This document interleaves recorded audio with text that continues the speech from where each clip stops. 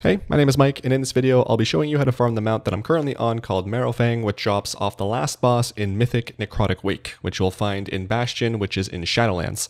In this video I'm playing a level 70 Fury Warrior, item level 444, but I also did this on my level 70 Fire Mage with an item level of 426. It was a little bit more difficult, I had to heal up a little bit, but it was doable.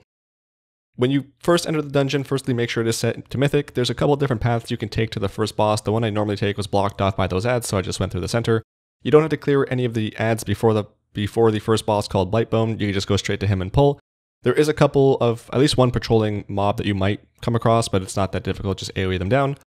For the first boss, he has a green puddle he'll put down on the ground called, or he has a frontal cone I should say, called Fetid Gas I believe it's called, and he'll put this green circle on the ground that silences you, so don't stand in that, and then he'll spawn some blight worms that also, when they die, do that, so just don't stand in that, especially if you're a caster, because you won't be able to move, and then once you kill him, just make your way towards the next boss, which again, you can skip almost all the trash, as you're going to see in this video.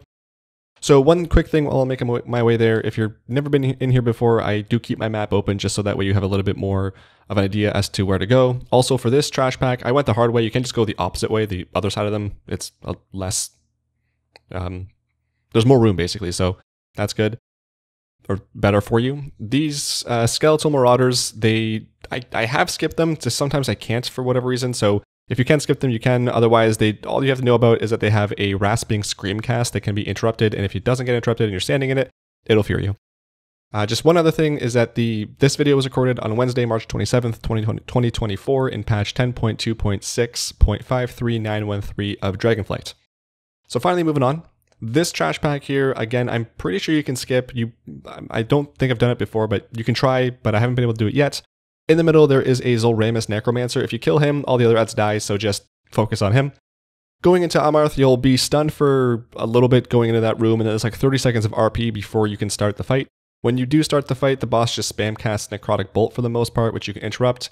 I tried spell reflecting as a warrior, and it didn't work, so unfortunately that's not possible. He'll spawn some ads through green puddles or green swirlies on the ground, as you're seeing right at the end of the fight here, and if you want to AoE them down, you can, but otherwise just focus on the boss. After he dies, winged champions will fall down to the sky, and you can click on any one of them, and it will take you up to the next room that you'll be fighting multiple trash packs and then the boss. On my warrior, I'm able to pull all 4 corners of this room, as well as a patrolling mob in here, so if you can't do this, just do one corner at a time.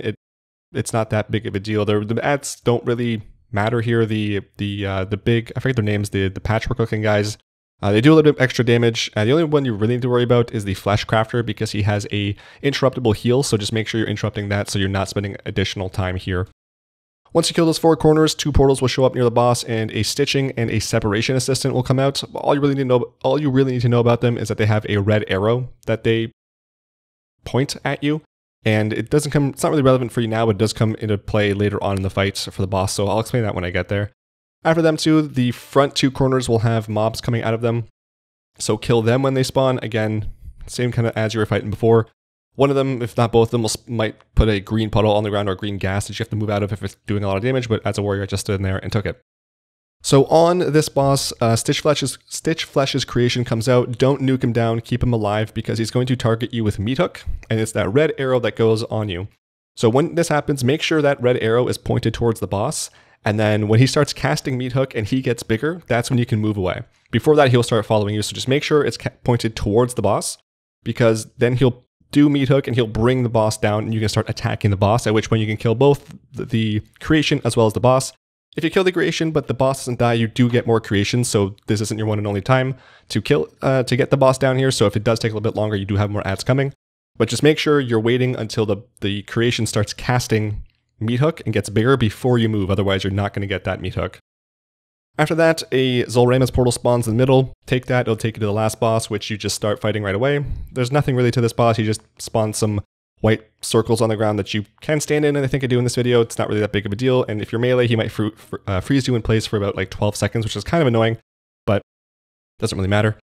There used to be a mechanic when he got to 100 energy where he would send people down to different gauntlets. I did this on my mage, and I stayed alive for like 2 minutes, and he was at 100 energy for the majority of that, and nothing happened, so I believe they took that out, so that doesn't happen if you're soloing it, so you don't have to worry about killing him quickly. Just take your time, kill him, and hopefully get the mount. If not, come back next week and try again.